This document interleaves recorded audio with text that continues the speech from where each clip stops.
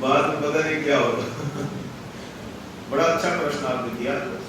देखिए, कभी कभी आपको हमको जीवन में ऐसा नहीं लगता कि अचानक से हमको कुछ लाभ हो गया? लगता है कभी कि कोई उम्मीद तो नहीं थी, पता नहीं अचानक से क्या हुआ, कैसे एकदम से लाभ हो गया। तो उसमें जो हेतु है वो क्या है कि जिस किसी योनि में या ब्रह्मांड में हम थे, वहां पर हमारे जो वंशज हैं उन्होंने हमारे निमित्त से पिंडदान किया है, और उनके द्वारा किया गया जो पिंडदान है वो आज हमको लाभान्वित कर रहा है। कैसे होता है? मान लीजिए आपके कोई रिश्तेदार अमेरिका में रहते हैं, अब आपके पास ना दिल्ली में तो डॉलर तो आपको मिलते नहीं बिजनेस करने से, आपके पास तो रुपया है, आप उनको रुपया भेजते हैं, बोलते हैं ठीक है मैं तुमको 1 लाख रुपए भेज रहा हूँ, कोई स्टूडेंट पढ़ने गया है मान लीजिए, तो आप क्या करेंगे? 1 लाख देंगे। अब वहां पर क्या होगा? उस 1 लाख के इक्वल कन्वर्ट होकर उसको डॉलर के रूप में ही मिलेगा। 1 वर्ष के बाद हमारा जो पूर्वज गया है, जब वो जन्म ले लेगा जिस भी योनि में, यहाँ हमने जो भी पुण्य उसके निमित्त किया है, उस योनि के अनुसार उस पुण्य को कन्वर्ट करके जिस तरह से उसको सुख दिया जा सकता है परमात्मा की व्यवस्था में, उसी प्रकार वो सुख उसे मिल जाए। अर्थात अगर वो मनुष्य योनि में है तो उस पुण्य के बदले में जो उसको सुख मिलना चाहिए मनुष्यों के अनुसार मिलेगा, कुत्ता योनि में है तो उस प्रकार मिलेगा, गधे की योनि में तो उस प्रकार मिलेगा। जिस भी योनि विशेष में गया है वहां उसको वो पुण्य उसकी योनि के अनुसार कन्वर्ट होके बेनिफिटेड करेगा। हाँ, ये अच्छा प्रश्न है। अब मान लीजिए कोई कुत्ता गधा सुअर बन गए तो फिर श्राद्ध खाने कौन आते हैं? है ना? बिल्कुल सही प्रश्न है, इसको भी समझ लीजिए। श्राद्ध में भोजन करने वो आते हैं जिन्होंने इतना पुण्य कमाया था, जो शरीर त्यागने के बाद पितर लोक में गए हैं, जो गधा कुत्ता योनि में गए हैं उनके निमित्त, अथवा जो भूत प्रेत बन गए और भी बुरी गति में गए, उनके निमित्त ही पीपल के नीचे जो चौथी बलि मैंने बताई रखी जाती है। बस उनका वहीं से कुछ होगा, हो सका तो। लेकिन जो पितर लोक में पहुंच गए, पुण्यात्मा थे, भजन बंदगी करते थे, वो पितर लोक से भोजन करने आते हैं, ब्राह्मण के मुख से वो भोजन लेते हैं। और कुछ स्पष्ट हो गया ना? हाँ, पूछिए, आपके प्रश्न ही ये बताते हैं कि आप साधना करें। जो व्यक्ति भजन करेगा प्रश्न तो उठेगा ही नहीं, जो कुछ करे रहेगा नहीं, क्या प्रश्न उठता है? खाली है तो कोई नहीं, बात नहीं। हाँ, अच्छा आपने ही कहा था ना पुस्तकालय, तो मैंने कहा ये बहुत उत्तम सुझाव है और ये होना चाहिए। मुझे भी विशेष आनंद होगा अगर यहाँ पुस्तकालय बने धर्मशास्त्र का, है तो इस पर आप अवश्य काम करें। तो इस प्रसंग में हमने आपसे ये सब विषय रखा।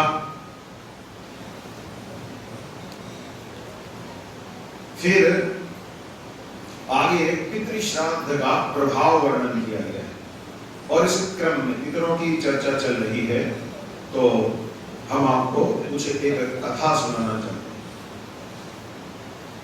7 ब्राह्मण बंधु साथ साथ चल रहे, किसी वन में भटक गए, और वन इतना सघन था कि भूख प्यास से 1 सप्ताह हो गया, प्राण निकलने को हो रहे, कुछ भी उनको न मिल सका।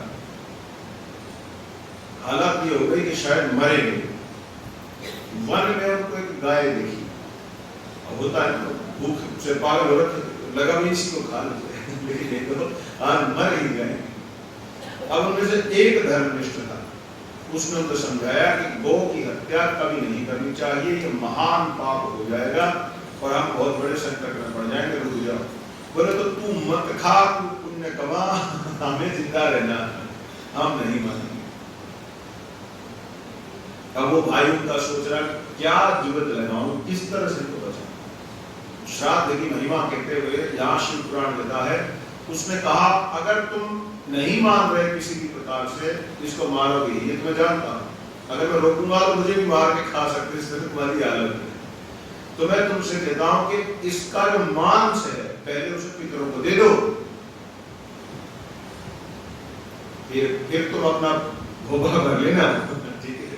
अब एक सीधे सीधे इसको खाओगे तो तुमको कभी भी नरकों से छुट्टी नहीं मिलेगी। अब उनको लगा कोई बात नहीं कर, कम से कम खाने को मना नहीं कर रहा। तो इन सब त्यागों ने काम कर दिया। शिव महापुराण कहता है क्योंकि पितरों का उन्होंने स्मरण किया और पितरों के श्राद्ध में आस्था जताई, इस कारण से सर्वथा पाप होते हुए भी 2-4 जन्मों के बाद पितरों का किया हुआ वो स्मरण उनकी सदगति कराने में सफल हो गया। अब इसका मतलब ये नहीं कि हम भी इस बात चालू हो रही ऐसा श्राद्ध नहीं करना है। यहाँ पर केवल महिमा दिखाई है कि पितरों का ध्यान करके स्मरण करके यदि कार्य किया तो इससे भी उनकी सदगति आगे चल गई, 2-4 जन्म में हो गई। तो मैं कहना ये चाह रहा हूं पितरों का त्याग मत कीजिए। जिस लोगों ने, जिस भी परिवार ने पितरों का त्याग किया है वहां धर्म की स्थिति सुरक्षित नहीं रह पाएगी, ये निश्चित। वो कितना भी मेडिटेशन सेंटरों में चक्कर काटे है ना, वो मेडिटेशन करते करते मीडिएशन की नौबत आ जाती है। हो रहा है कि नहीं हो रहा है घरों में? वो तलाक होने वाले औरत के हैं, वो मेडिटेशन करते करते मीडिएशन चल रहा है। बैठा है जज साहब कि भाई इनको समझाओ, इनका झगड़ा मिल जाए। तो मेडिटेशन से तो मीडिएशन तक ही पहुंचेंगे। पितरों की सेवा करो, नहीं तो गृहस्थ आश्रम का बेड़ा गर्क होना निश्चित है। पितरों के बिना किसी का भी गृहस्थ आश्रम नहीं चल सकता। देखो ना, भगवान रामचंद्र वन में थे, जब भरत जी ने उनको आकर के सूचना दी कि पिताजी चले, तो प्रभु दुखी भी बहुत हुए। फिर उन्होंने अपने पिता का श्राद्ध भी किया वन में। अब ऐसे भी बेवकूफ हैं, वे क्या जानते नहीं कुछ। पंथों ने इतना नाश कर दिया धर्म का, देश का। वो कहते हैं कि ये एक हरे राम हरे कृष्ण के चेले ने हमसे कहा, बोले नहीं ऐसा है हमारे यहाँ ये कहते हैं कोई नहीं मानता, ज्यादा ही पितर पितर करता है, तो हमारे यहाँ ऐसा बोलते थे पहले भगवान भोग लगा के फिर वो खिला हो जाएगा। इससे उनको ज्ञान नहीं है। जिस दिन पितर का श्राद्ध किया जाता है उस दिन भगवान को भी भोग नहीं लग सकता। वो पितर के निमित्त से जो ब्राह्मण भोजन करने आया है उसी के मुख में जो अन्न जाएगा वही उस दिन भगवान को भोग लगा हुआ माना जाएगा। नहीं तो हमारा आक्षेप है कि रामचंद्र जी ने जब दशरथ जी का श्राद्ध किया तो क्या पहले खुद खा के तब ब्राह्मणों को दिया था? क्योंकि भगवान तो वही थे, या वो किस भगवान को देंगे? शास्त्र कहता है उस दिन हम लोग जो पंचबली वैष्णव कर्म करते हैं, यानी पंच महायज्ञ रोज करते हैं, तो पंच महायज्ञ भी नहीं होता, क्योंकि पंच महायज्ञ में देवताओं को अग्नि को 5 आहुतियां डालनी पड़ती, 20 आहुतियां होंगी, पर वो सब देवताओं की होती। तो हम अगर पहले ही दे देंगे तो पितर तो बाद में आएगा। इसलिए पंचबली वैष्णव को भी रोक लिया जाता है कि पहले ब्राह्मण आएगा, वो भोजन करेगा, उसके बाद पंच महायज्ञ होगा। आप विचार, सारे काम बाद में, उस दिन ब्राह्मण के ही मुख में भोग लगेगा। जी नहीं, पितर कर्म में उस दिन घर में जो ब्राह्मण भोजन करने आएगा पहले उसी के मुख में जाएगा, क्योंकि पितर है कौन? समस्या ये है। उसके बाद लगा सकते हैं। हाँ, उसके बाद आप भगवान जी का भोग लगा सकते हैं, बिल्कुल लगा सकते हैं। लेकिन कब? जब आपका मन नहीं मानता। तो हम तो ये कह रहे हैं कि आपने पितर को जब भोग लगाया, ब्राह्मण को जब खिलाया, तो लड्डू गोपाल जी खा लिए। हाँ, क्योंकि पितर देवता को जनार्दन ही माना गया है। अब सिद्धांत को समझिए, पिता सूर्य है, दादा रुद्र है, और परदादा को नारायण स्वरूप ही माना है। पितर यही तो होते हैं, 3 पीढ़ी का श्राद्ध होता है, पिता, दादा और परदादा। 4थी पीढ़ी का श्राद्ध नहीं करना चाहिए। ये नहीं कि हमारे बहुत मानकर, अरे हमारे तुम्हारे नहीं होता, शास्त्र से होता। 3 पीढ़ी का ही श्राद्ध कर्म होता है, पिता, दादा, परदादा। अभी जिस घर में जो बड़ी पीढ़ी बैठी है उससे पीछे की 3 पीढ़ी गिननी चाहिए। अगर किसी घर में दादाजी बैठे हैं तो दादाजी अपने पीछे से 3 गिने। किसी घर में दादाजी तो बैठे हैं लेकिन दादी और माता नहीं बैठी। तो स्त्रियों में किन को गिनेंगे? माता को ही गिनेंगे, दादी को गिनेंगे, और जो उनके पीछे की एक पीढ़ी है परदादी की। जो बड़ी पीढ़ी पुरुष और स्त्री की बैठी है, जिस भी रेंज में, उससे पीछे की 3 पीढ़ी, इन्हीं का श्राद्ध होता है। इसके अतिरिक्त और किसी का नहीं करना चाहिए। ये तो वो एक और समस्या खड़ी कर रहा है, क्योंकि कुल देवी देवताओं की जब हम पूजा करते हैं, ध्यान दें मेरी बात पर, जब हम कुल देवी देवता की पूजा करते हैं, कोई त्रुटि हो भी जाती है तो भावग्राही जनार्दन, अगर आप प्रार्थना करते हैं प्रभु क्षमा करें, तो भगवान क्षमा कर देते हैं, कोई बात, कोई गलती हो। लेकिन पितर कर्म में कहा गया है भावग्राही क्रिया प्रिय। पितर लोग भाव से भी संतुष्ट होते हैं लेकिन क्रिया पक्ष भी देखते हैं। ये जो विधि आपने की है एकदम ठीक होनी चाहिए। और आपको और भी कड़वा सत्य अगर मैं बताऊं तो पितर तो बन ही कहाँ है, हम खामखा इतनी देर जोर लगाते हैं। सच्ची बात तो ये, क्योंकि पितर बनना ये थोड़ी कि मर गया वो पितर ही बनेगा। ये तो लोगों ने आज करना जो मरा स्वर्गीय, मतलब स्वर्ग ना हुआ जिसको कब चल रहा है, जो घर से निकला चलो इधर ही भेजो इसको। कैसे स्वर्गीय? ये निर्णय तो यमराज जी धर्मराज जी करेंगे कि स्वर्गीय या नारकीय। हम तो सबको स्वर्ग में भेजे बैठे हैं, यहाँ जो गया स्वर्गीय, हमने तो लोकाचार बना दिया। ये निर्णय तो कोई और ही करेगा कि स्वर्गीय है कि नरकीय है या क्या है। पितर तभी बनते हैं जिनके विधि पूर्वक पिंडदान आदि किए जाते हैं। एकादशा श्राद्ध होता है 11 जिसमें पिंड बनाते हैं, दशा 10 पिंड बनेंगे, द्वादशा जिसमें 12 पिंड बनेंगे। अच्छे कर्मकांड के योग्य ब्राह्मण से सहायता लेनी चाहिए, वही आपको ये सारे काम करा सकता है। ये अपने आप तो हो नहीं सकते, ठीक है। दशा, द्वादशा, एकादशा, षोडशा पिंड पिंड बनाए जाते हैं। अगर ये रह गए हो, ना हो पाया हो, हमें ज्ञान नहीं था, ना हमारे पंडितों को ज्ञान था, तब क्या करें? तब धर्मशास्त्र कहता है त्रिपिंडी श्राद्ध कराइए। त्रिपिंडी श्राद्ध किसी योग्य ब्राह्मण की सहायता से कराया जा सकता है। उससे क्या है, यदि हमारे कोई ऐसे प्राणी घर से चले गए हैं जिनका ठीक प्रकार से हम क्रियाकलाप नहीं कर सके, तो उनको भी वो प्राप्त हो जाएगा। त्रिपिंडी का ये महत्व। तो त्रिपिंडी श्राद्ध तो हम तो ये कहते हैं आज के समय में लगभग हर घर की आवश्यकता है, क्योंकि विधि विधानों का पालन हो ही नहीं रहा। अरे मरते लोग 2 दिन में, 4 दिन में, 13वीं, छमाही, बरसोती सारा काम देख देख खत्म, क्योंकि वो सोचते हैं बैठे 10 दिन रोते रहने से क्या फायदा है। उनको पता ही नहीं क्या करना है, सोचते मर गए यार 12 दिन यहाँ बैठे रहे, रोते रहे, काम धाम और रोक के बैठे। ये समझ लो, जबकि वो 12 दिन का जो पीरियड है वो दशा, एकादशा, द्वादशा श्राद्ध आदि के निमित्त है। यानी 10 पिंड, 11 पिंड, 12 पिंड, 16 दिन 16 पिंड आदि बना के सब। ये टेक्निकल शब्द में ज्यादा बोल रहा हूँ, पता नहीं आप कितना समझ पाएंगे, लेकिन इतना जान लीजिए किसी योग्य कर्मकांडी की सहायता लेकर अभी के हालात में तो, क्योंकि पितरों का प्रकरण है, तो हम लोगों को त्रिपिंडी श्राद्ध अपने घर में, मेरा ऐसा मत है, सबको करना ही चाहिए। और त्रिपिंडी श्राद्ध कभी भी अपने घर में नहीं होता, ये भी ध्यान रखिए। त्रिपिंडी या तो किसी शिवालय में किया जाता है, या किसी पीपल के नीचे किया जाता है, या किसी तीर्थ में किया जाता है। ये कभी भी घर में नहीं करना चाहिए। हरिद्वार तीर्थ में कर सकते हैं, ये ध्यान रहे। अगर कोई कराने भी लग जाए, कहीं आप पहुंच जाए, वो तो यार ये बढ़िया बता गए पंडित जी, नए कस्टमर मार्केट खरीद करवा दी, ऐसा न समझे, घर में नहीं हो सकता। हाँ बुलंद से बोल दिया पहले, शिवालय, पीपल, तीर्थ, गौशाला में भी हो सकता है। इन स्थानों में त्रिपिंडी को करने का नियम है। तो पितरों का काफी लंबा चौड़ा वर्णन यहाँ शिव पुराण में किया, इसलिए मैंने खुल के उसमें काफी बातें आपको बताई। ठीक है, आपका कुछ प्रश्न था किसी माता जी के पीछे? मुझे समझ नहीं आया क्या। हाँ,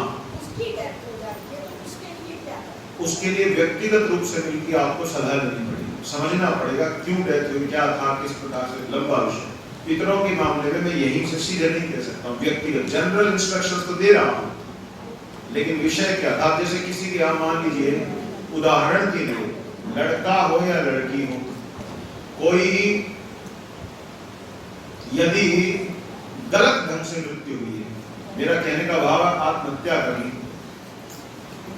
या फिर खड़े खड़े थे कोई गाड़ी ऊपर से उतार ले गया, या फिर करंट लग करके मर गए, यानी ये तो स्वाभाविक मृत्यु इनको नहीं कहा शास्त्र ने, ये तो एक भाई आपदा हो गई, अचानक से सत्यानाश हो गया। तो ऐसी स्थिति में श्राद्ध का पक्ष क्या है? तो इस पर धर्मशास्त्र कहता है, ऐसी स्थिति में इस प्रकार से यदि कोई प्राणी घर में गया है, तो पहली बात तो यह चतुर्दशी तिथि में ही उनका श्राद्ध करना चाहिए, चाहे वो किसी भी दिन गया। मान लीजिए अष्टमी को किसी व्यक्ति में बिजली का करंट लग गया और उसकी मृत्यु हो गई, तो उसका श्राद्ध कब होगा? चतुर्दशी में ही। धर्म सिंधु ने निर्णय दिया, ये सीखने की बात है, समझने की बात है।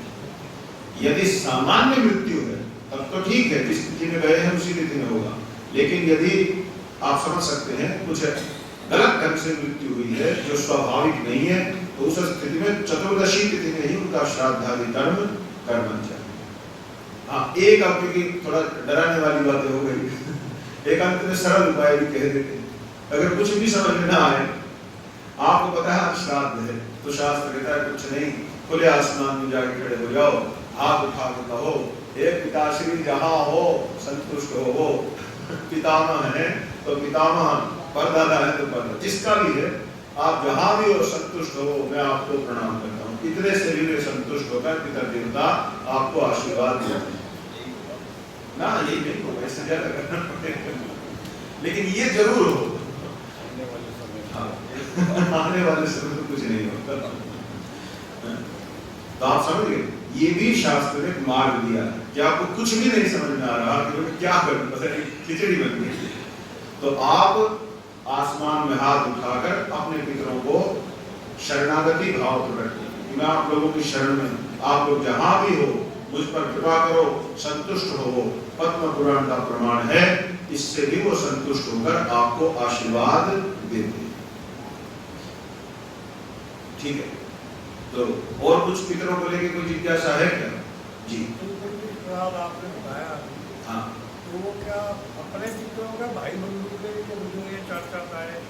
अच्छा प्रश्न है आपका प्रश्न है भाई, आपने भी त्रिपिंडी की बात की, या श्राद्ध की, ये तो सभी श्राद्ध में बात आ गई भाई, ये केवल अपने जो तीन हैं इन्हीं का होता है, या फिर इसमें चाचा ताऊ या भाई अथवा हमारे रिश्तेदारों का भी इसमें मिलन है? देखिए, अभी आप लोगों को ठीक से श्राद्ध का ज्ञान नहीं, सच्ची बात तो है कि जब श्राद्ध कर्म करते हैं तो श्राद्ध में सभी का होता है। हाँ, यहाँ तक के जिस स्त्री से विवाह हुआ है, यदि उनके भी पिता नहीं है तो उनका भी श्राद्ध में श्राद्ध कर्म होता है। अपने जो भाई चाचा ताऊ के लिए तो फिर कहना ही क्या है।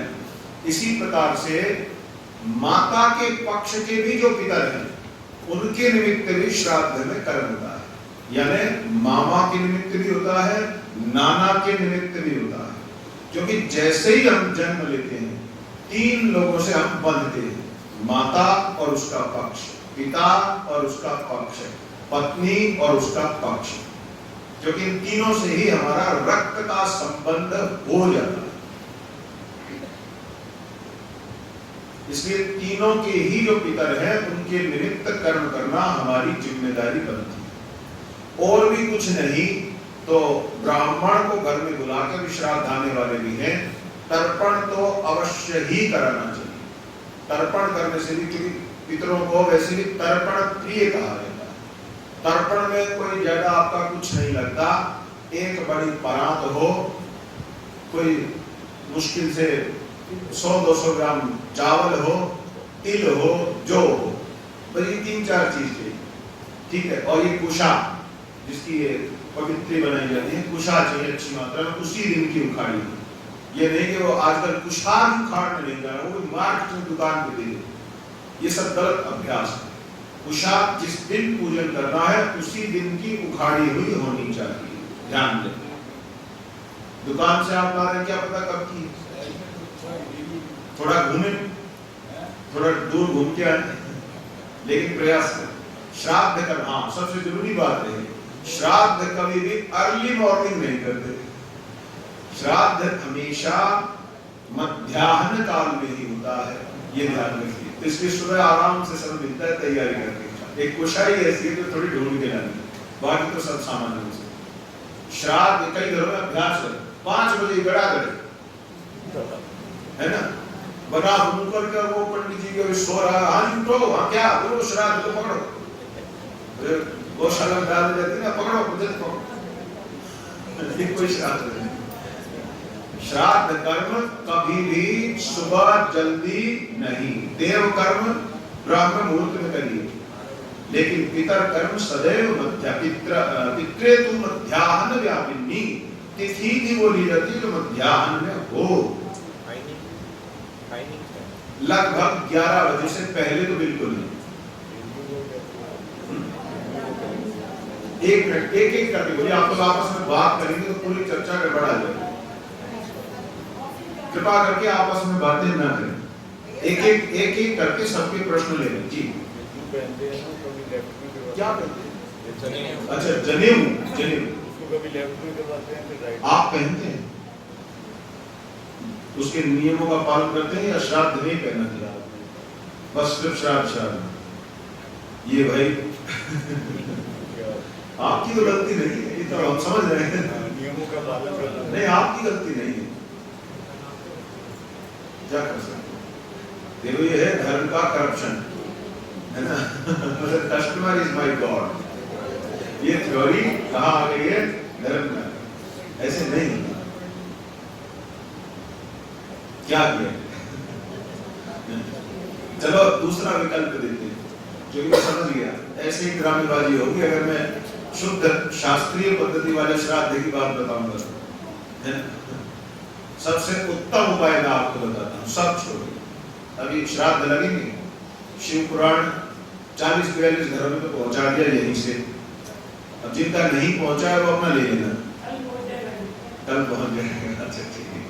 अच्छा एक सज्जनता और रखें, शिव पुराण आपने वितरण किया, आपने बहुत बड़ा धर्म कमा लिया, क्योंकि एक शिव पुराण को दान करने से ही शास्त्र में शिव धाम की प्राप्ति कही, तो आपने तो अपनी 42 पीढ़ियों की रक्षा कर डाली, ठीक है। आप लोग जो शिव पुराण है एक घर में एक ही जाए, और आप सबका भी फर्ज बनता है, अभी कथा का कल का दिन और बचा है, आप सब भी शिव पुराण का यहाँ लाकर दान करें, जिससे जितने हो सकते हैं, जिससे सबके घर में पहुंच जाए। अब श्राद्ध में आप ये सब चक्रों में ना पड़े, जितनी बातें मैंने अब तक कही, बवाल हो जाएगा, मैं समझ गया, है ना, और व्यापार की मजबूती ही होगी, कुछ उत्तम कार्य हो नहीं पाएगा। सबके पास शिव पुराण हो सकता है, कैलाश संहिता शिव पुराण में सबसे छोटी है, अथवा रुद्र संहिता सबसे बड़ी है, ये भी बात है। इनमें से कोई एक संहिता को आप संकल्प ले लीजिए, प्रतिपदा विष्णु विष्णु विष्णु 3 बार बोल लीजिए, और हिंदी में ही बोलिए कि मैं अपने समस्त पितरों के उद्धार के लिए, उनकी रक्षा के लिए या तो रुद्र या फिर कैलाश संहिता का पाठ करूंगा। अब इस प्रकार से अपने समय को निश्चित कीजिए कि 15 दिन चलते हैं श्राद्ध पक्ष, 15 दिन में या तो कैलाश संहिता, अगर समय कम है तो कैलाश रखिएगा क्योंकि छोटी होती है, समय है तो आप रुद्र संहिता पूरी का पाठ कर लीजिए। जब पूर्णमासी अमावस्या आए, अमावस्या के दिन खीर अवश्य बनाइए, बनती है सामान्य, तो खीर अवश्य बनाइए, भगवान शिव को अर्पण कीजिए और उसको गाय को, ब्राह्मणों को, जहां जैसे उचित हो बांट दीजिए। ये आपके पितरों के निमित्त एक बहुत ही सुंदर प्रयोग हो जाएगा, एकदम सरल है, सहज है, आराम से आप सब कर सकते। मैंने क्या बोला, कैलाश या फिर रुद्र संहिता, समय है पर्याप्त तो रुद्र संहिता, कम समय मिलता है आपको तो कैलाश इसका पाठ कीजिए 15 दिन तक। और यदि संभव है तो जिस समय आपके घर में ब्राह्मण देवता भोजन करें उसी समय पाठ करें, इससे आपके पितरों को भी पुराण श्रवण मिलेगा। हो जाएगा?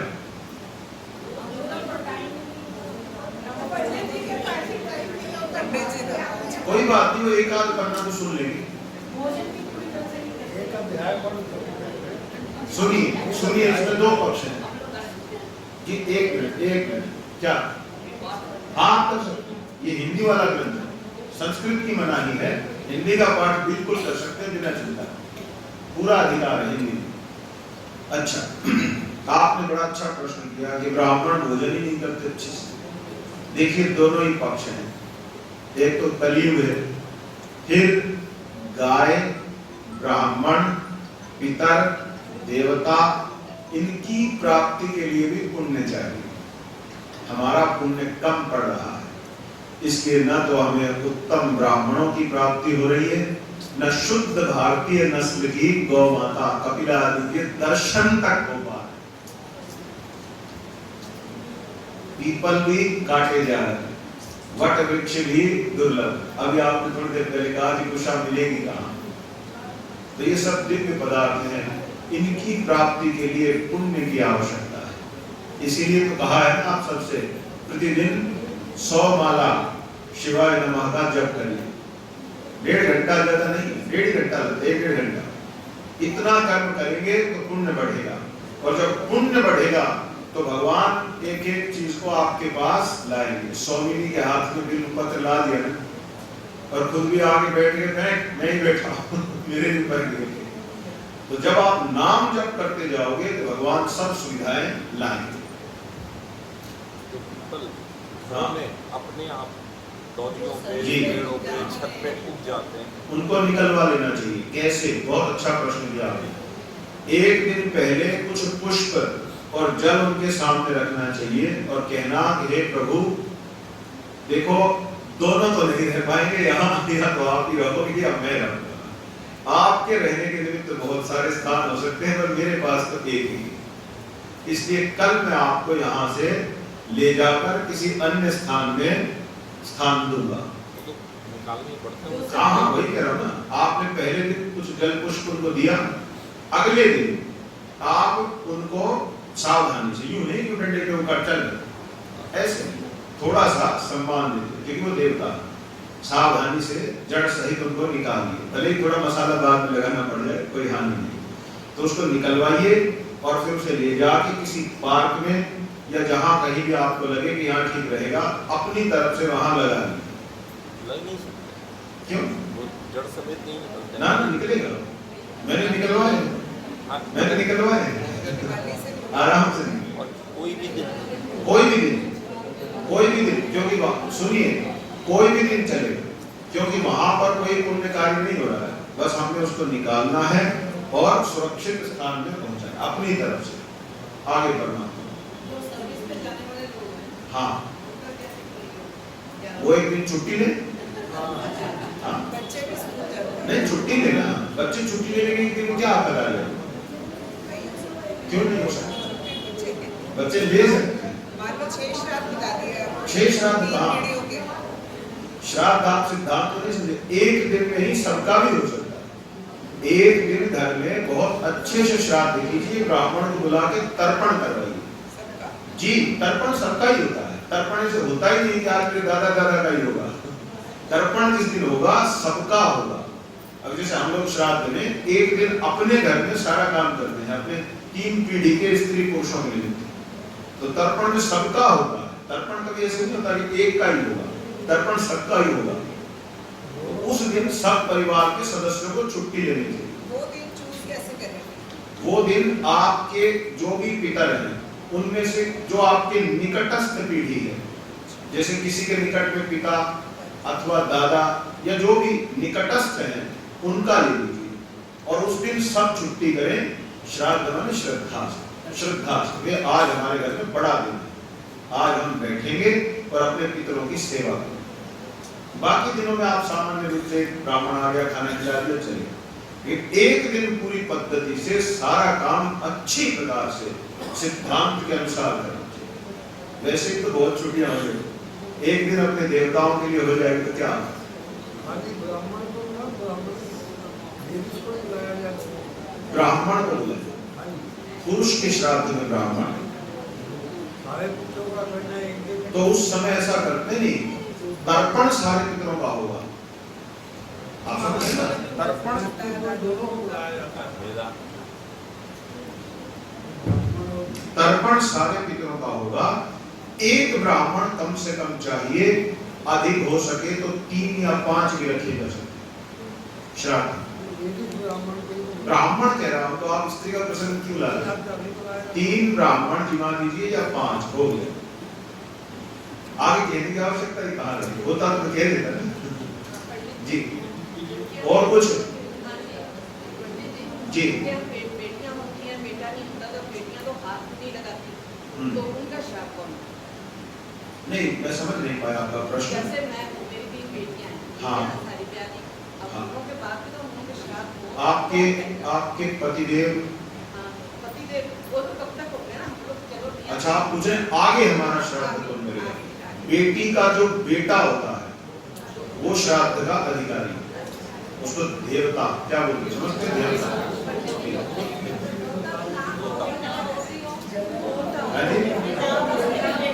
एक एक करके पूछना है, ऐसे थोड़ी होगा। कह रहे हैं कि उसके बेटा ही ना हो, बेटी हो तो मतलब अगली पीढ़ी में फिर से ऐसा ही होगा। हाँ। यही प्रश्न है, हाँ। मतलब बेटियों की भी बेटियां हो जाए हाँ। तब क्या करें? तब ऐसा हो सकता है कि आपके जो मतलब आप पति के घर में हैं तो आपके जो देवर ज्येष्ठ आदि हैं वो आपके निमित्त श्राद्ध कर्म करें, उनकी ड्यूटी है, नहीं करेंगे तो उनको समस्या होगी। छोड़िए ना, इतना खींचने की क्या बात है, अविवाहित कोई रह गए, अरे सीधी सी बात है ना, बेटियों की बेटियां क्यों करने में, कोई अविवाहित रह गया, अब उसका कौन करे, उसका कोई है ही नहीं, तब कौन करता है? भाई के पुत्र करते हैं, क्योंकि धर्म शास्त्र अनुसार भाई का जो पुत्र है वो अपना ही पुत्र है, उसको यदि अपना पुत्र नहीं है तो भाई के पुत्रों को पूरा कर्म करने का अधिकार प्राप्त हो जाता है। स्पष्ट है? भाई के भी नहीं है तो चाचाओं के होंगे, चाचाओं के बेटों का, ये तो आप नहीं कह सकते पूरे कुटुंब में कोई पुरुष ही नहीं ठीक, कहीं ना कहीं कोई ना कोई तो मिल ही जाएगा जी। इधर को ध्यान रखना, कृपा करके शांति, बात न करना, बातें करेंगे तो मैं उत्तर कैसे दूंगा जी। बड़े श्राद्ध का अधिकार सब कर्म में बड़े को ही होता है, यदि बड़ा धर्म निष्ठ नहीं है तब वो अधिकार छोटे ले सकते हैं, किंतु यदि बड़ा है कर सकता है तो उसे ही करना चाहिए, ना करने पर उसको दोष नहीं लगेगा। अलग-अलग घर में रहते हैं, तो अलग अलग